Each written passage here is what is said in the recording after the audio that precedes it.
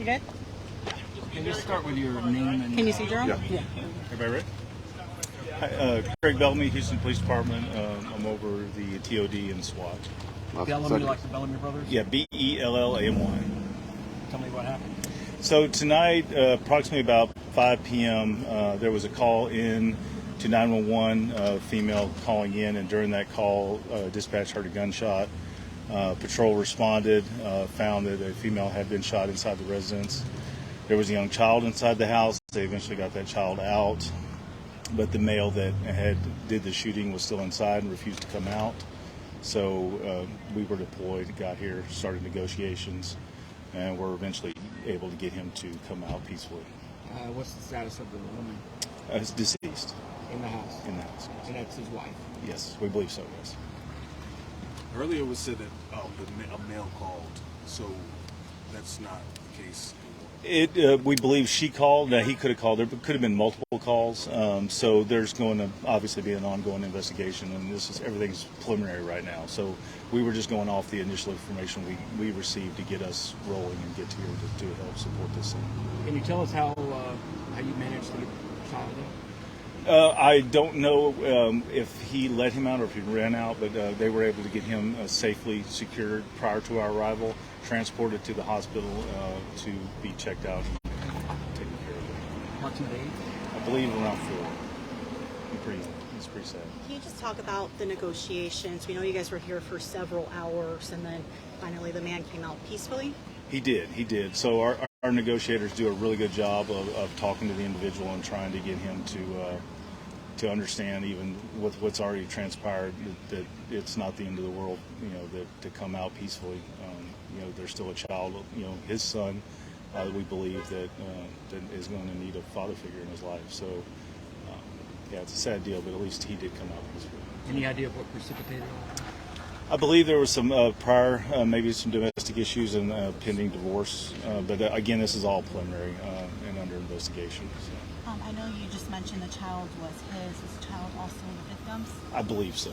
Again, I don't know that for sure, but I believe so. Yes. And I know when the initial call came in, what we were first told by the commander was that it was a shots fired in progress. Can you just explain that situation? Yeah, during the call, they heard the shot on the call. So, like I said, it's a pretty rough deal, even for our dispatchers deal with this kind of stuff on a regular basis, right? Our 911 call takers. So, if you can imagine, for them, that's pretty traumatic to hear that and not be able to be there to help or see what's going on. So, it was a hard day all the way around. Message for the family tonight? Well, we pray for him. Obviously, the small child, it breaks your heart to see something like that, right? And it's sad that in today's age, with all the resources that we have, when people are going through issues, that we can't get them the help that they need earlier, right? They need to reach out proactively. If you're going through that, there are so many resources. They can go to our department website. There's lots of links, lots of places that you can get help, and hopefully something like this doesn't evolve and happen. Any idea how many times you guys have to come out here? I know you said that this was an ongoing case of domestic. No, sir, I don't have that information. And any idea on how long? I know it's a process for the medical examiner to come in and remove the body, but has that process already begun, or are we waiting for to start? So we rendered the house safe, so our personnel make sure that there was no other weapons or issues, and then homicide then takes it over. So it's a lengthy start of the investigation, but that part has started. Can you tell us the age of the mom and dad? I believe he was in his 30s. I'm not 100% sure about that. Anything else you'd like to add? No. Thank And you, sir. can you just say your name one more time and spell it? Yeah. Craig Bellamy, Bellamy.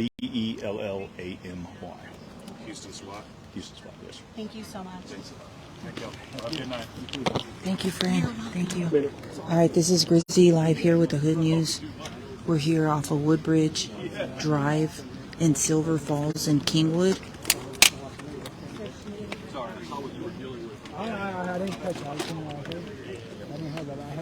Prayers for the victims.